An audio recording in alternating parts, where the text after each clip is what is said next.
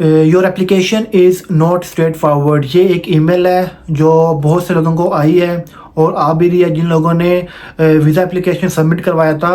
और ये एक बेसिकली नोटिफिकेशन ईमेल है जो अक्सर लोगों को आ रही है। और अब मुझसे बहुत से लोगों ने पूछा है और पूछ रहे कमेंट करके कि भाई बताएं कि ये इसका मकसद क्या है इस ईमेल का, और ये नॉट स्ट्रेट फॉरवर्ड इसका मतलब क्या है बेसिकली, और ये क्यों आ रही है, क्या हमारा जो एप्लीकेशन थी वीज़ा एप्लीकेशन क्या वो रिफ्यूज़ होने जा रहा है और या फिर इसके ऊपर टाइम ज़्यादा लगेगा, तो हमें क्या करना चाहिए, इस बारे में बात करेंगे। मेरे पास ये डॉक्यूमेंट ऑफिशियल डॉक्यूमेंट है जो खुला हुआ है मेरे पास। इसमें 4 पॉइंट्स हैं, मैं 4 पॉइंट को डिस्कस करूँगा। हर पॉइंट में डिफरेंट चीज़ बताई गई है। अब इन चारों में से कोई एक रीज़न होगी जिसमें आप लाई करते होंगे, वो मस्ट आप ही लाई करते होंगे, क्योंकि उन्होंने 4 रीज़न बताई हुई हैं कि 4 रीज़न हो सकती हैं जिसकी वजह से आपको ईमेल आई है। दूसरी बात ये कि ईमेल हर एक को ईमेल ये वाली नहीं आ रही। फॉर एग्जांपल 10 बंदे, 10 में से 5 बंदों को, 6 बंदों को ईमेल आई होगी, हर एक को ईमेल नहीं आ रही। तो आपने क्या परेशान होना चाहिए, आपको या नहीं होना चाहिए, इस बारे में बात करेंगे। और अगर आपने चैनल को सब्सक्राइब नहीं किया तो कर दें, लाइक नहीं किया वीडियो को तो कर दें, और कमेंट करके बताएं कि लोगों को ये वाली ईमेल आई है। और आपने वीडियो को स्किप नहीं करना, क्योंकि मैंने 4 पॉइंट को डिस्कस किया हुआ है और आपने देखना है कि आप कौन से वाले पॉइंट पे आ रहे हैं। तो चलते हैं जी आज की वीडियो की तरफ।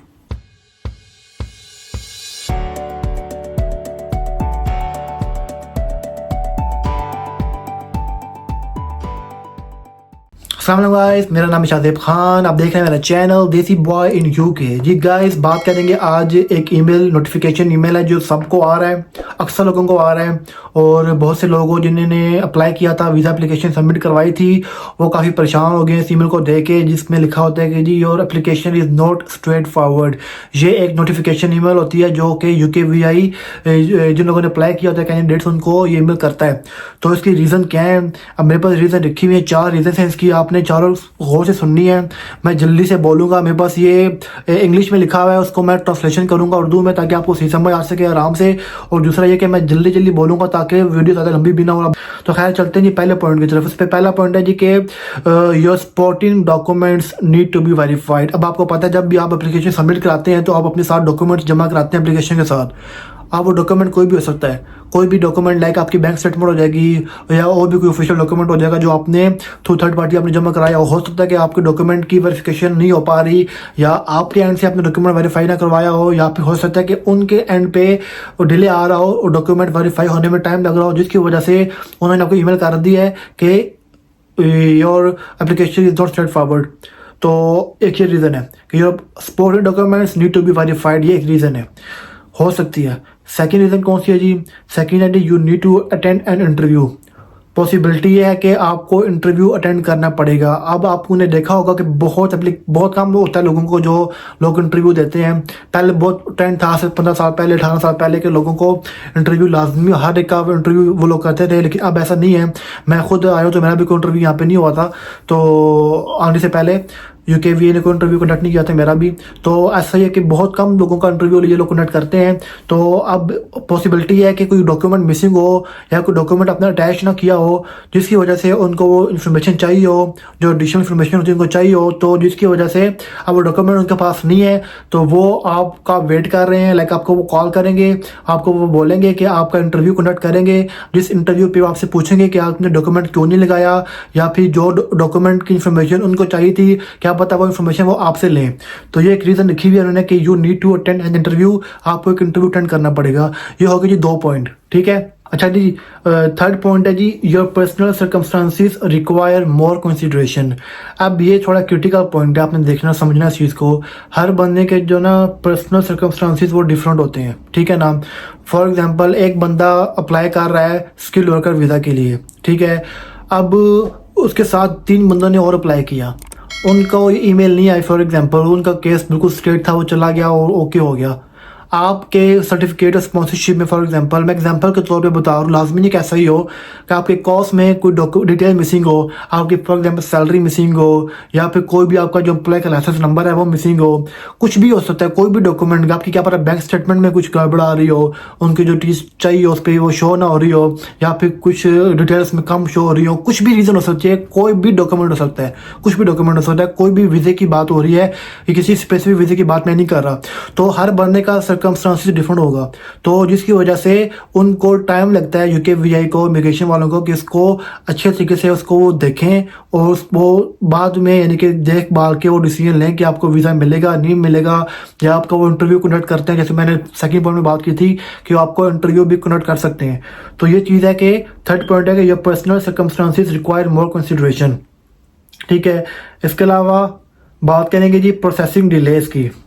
अच्छा, ये एक बड़ा इंपॉर्टेंट चीज़ है प्रोसेसिंग डिलेज की। प्रोसेसिंग डिलेज में यह है कि आपको पता है कि यूके वीआई के पास बहुत ज़्यादा तादाद में बैकलॉग इकट्ठा हो गया। बैकलॉग क्यों इकट्ठा हो गया? क्योंकि कोविड-19 भी बीच में आ गया था, फिर उसके बाद यूक्रेन वार आ गई, जिसकी वजह से बहुत ज़्यादा इनके पास एप्लीकेशन तादाद में आई हैं और ये लोग प्रोसेस करने में कह लें कि इनका बहुत स्लो हो गया था प्रोसीजर इनका, और इनके पास बहुत ज़्यादा बैकलॉग इकट्ठा हो गया। अब बैकलॉग को क्लियर भी करना है और न्यू एप्लीकेशन भी इनके पास आ रही हैं, तो हो सकता है कि आपकी जो एप्लीकेशन है उस डिपार्टमेंट में चली गई हो, उस साइट पे चली गई हो जिसमें वो बैकलॉग इकट्ठा हुआ है, तो आपकी एप्लीकेशन में डिले आना शुरू हो गया, जिसकी वजह से आपको ये नोटिफिकेशन ईमेल आई है कि आपको your application is not straight forward. तो ये एक पॉसिबिलिटी यहाँ पे लिखी हुई है कि योर कहाँ पे गया ये प्रोसेसिंग डिलेज, उन्होंने नाम ही दिया इस पॉइंट का प्रोसेसिंग डिलेज।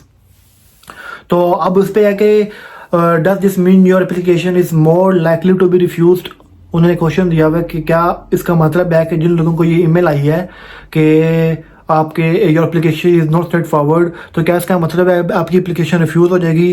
जी बिल्कुल भी नहीं, ऐसा बिल्कुल भी नहीं है। उन्होंने यहाँ पे कैटेगोरिकल लिखा हुआ है कि ऐसा बिल्कुल भी नहीं है। अगर आपको ईमेल आई है, आप बिल्कुल परेशान ना हो, बिल्कुल भी फिक्र ना हो, बिल्कुल रिलैक्स करें।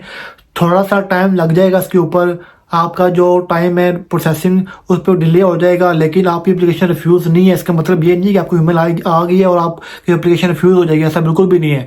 थोड़ा टाइम लगेगा। इसका मतलब जो मैंने पॉइंट डिस्कस किए थे आपको पिछले 4, उन चारों में से कोई एक पॉइंट होगा जिसकी वजह से आपको टाइम लग रहा है आपके डिसीजन लेने में यूके वीआई पे। अब यूके वीआई को बेसिकली डिसीजन लेने में टाइम लग रहा है। अब है होगा क्या? अब एक चीज़ है कि हो सकता है कि आपने सर्विस, जैसे मैंने अपनी एक बताया था वीडियो में पिछली, कि एक गवर्नमेंट ने सर्विस दी हुई है जिसका नाम है प्रियोरिटी सर्विस, और एक है सुपर प्रियोरिटी सर्विस, और एक उनकी होती है नॉर्मल, जो सब के लिए होती है। जो लोग अप्लाई करते हैं वो सब के लिए होती है। होता है स्टैंडर्ड, इनका होती है स्टैंडर्ड सर्विस होती है। ठीक है ना, 3 सर्विस होती है बेसिकली। अब स्टैंडर्ड में तो आपको होता है अगर आपने कोई फैमिली वीज़ा अप्लाई करोगे आपको 6 माह का टाइम लगता है। 6 माह के बाद जाके वो आपको रिस्पॉन्ड करते हैं, आपको डिसीजन बताएंगे आपको वीज़ा मिलेगा या नहीं मिलेगा।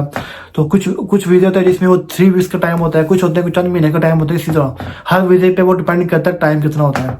तो अगर आपने ये सर्विस ली हुई है ना प्रियोरिटी सर्विस, और वो आप उस वीज़े का, फॉर एग्जांपल आपने फैमिली वीज़ा अप्लाई किया था और फैमिली वीज़े का था टाइम, स्टैंडर्ड टाइम था वो 6 मंथ का, आपने ये सर्विस ले ली, सर्विस पर ही आपको 500 पाउंड वो लगते हैं अगर आप परचेज करते हैं ये सर्विस, जो से प्रियोरिटी सर्विस का नाम है। तो प्रियोरिटी सर्विस में आपको विद इन 5 डेज आपको बता देंगे आपको वीज़ा मिलेगा या नहीं मिलेगा।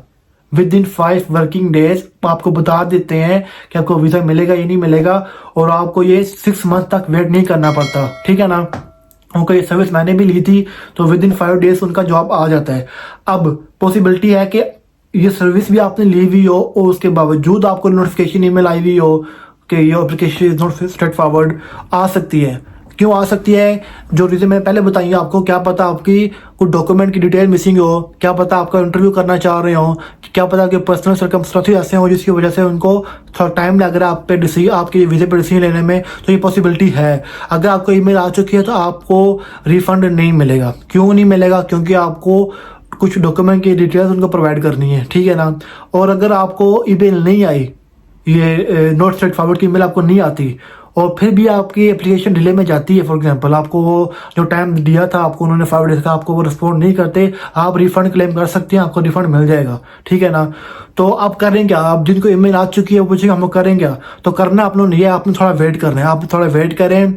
अगर आपसे वो कॉन्टैक्ट नहीं करते, आपके इंटरव्यू के बारे में वो बात नहीं करते, कोई भी इनसे कोई रिस्पॉन्ड नहीं करता, आपको कुछ टाइम वेट करें, 2 वीक्स 3 वीक्स का टाइम में आप वेट करें। अदरवाइज आपका जो सॉलिसिटर होगा जिसके जरिए आपने एप्लीकेशन जमा कराई थी, ओके, नॉर्मली लोग खुद जमा नहीं करते, एप्लीकेशन सबमिट नहीं करते ऑनलाइन, ओके, बहुत कॉम्प्लिकेशन होती हैं, तो वो लोग सॉलिसिटर को हायर करते हैं। तो आपने क्या करना है, आप जहाँ जिस कंट्री में भी थे आपने अब अपने सोलिसिटर से बात करनी है, उनको बताना है कि आपको ईमेल आई हुई है, वो आपकी हेल्प करेगा, वो उनको रिमाइंडर भेजेगा, वो कंप्लेंट रेज करेगा कि आप कॉन्टैक्ट क्यों नहीं कर रहा, यूकेवीए को क्यों कॉन्टैक्ट नहीं कर रहा इस कैंडिडेट से जिन्होंने ये एप्लीकेशन सबमिट करवाई थी। तो ये एक आप कर सकते हैं कि अपने लॉयर के थ्रू। और अगर आपने खुद से सबमिट कराई थी एप्लीकेशन, कोई लॉयर था नहीं आपका, कोई सोलिसिटर था नहीं आपका, तो आपने खुद ही सारा कुछ किया था, तो आप क्या कर सकते हैं, आप सिंपल किसी भी सोलिसिटर से सर्विसेज लें, उनसे बात करें और उनको बोल के, क्योंकि सोलिसिटर ही अच्छे तरीके से डील कर सकता है यूकेवीआई से, आप खुद डील नहीं कर सकते उनसे, तो वो उनसे कॉन्टैक्ट करेगा, उन आपके बिहाफ पे वो बात करेगा उनसे और आपको अपडेट देगा कि वो कितना टाइम लेंगे। या तो कोई इंटरव्यू कंडक्ट करना होगा उन्होंने तो वो कंडक्ट कर देंगे, या कोई और इन्फॉर्मेशन चाहिए होगी तो वो आपसे इन्फॉर्मेशन ले लेंगे। तो जी ये थी आज की वीडियो थी, उम्मीद करता हूँ पसंद आई होगी। चैनल को सब्सक्राइब कर दें, वीडियो को लाइक कर दें, शेयर कर दें और कमेंट करके बताएं कि किन किन लोगों को ये ईमेल आई थी और किन किन लोगों को बेनिफिट मिला है मेरी ये वीडियो देख के। तो देखते रहिए मेरा channel Desi boy in UK.